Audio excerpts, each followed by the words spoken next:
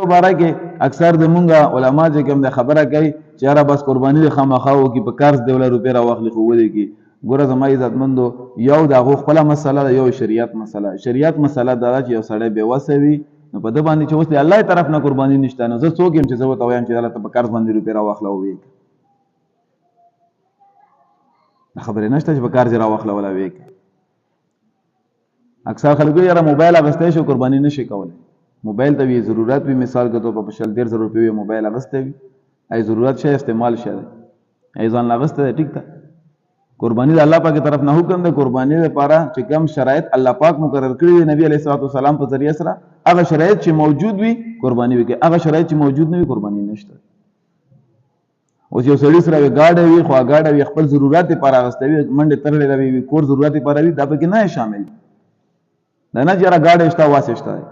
گاډي نه علاوه ګوره ته خبره ځان نه کوم دا کتاب لیکلی وي چې په کم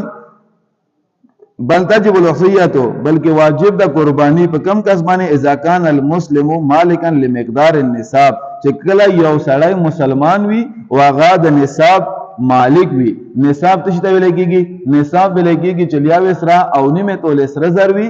لیا چې کم د وسرا 52 تولې چاندي وي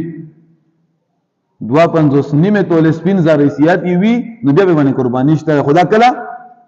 فاضلا عن حاجته الاصليه چې کم دغه سامان وسروي د خپل حاجت نه علاوه وي وسرا اوس مثال کې ته یو سړی سره گاډه راي الا سولا کو نه شل لګ روپو گاډه راي خدای خپل ضرورت لا غسته خپل منډه ترلې مړي ژوند لري غسته نو د ضرورت دی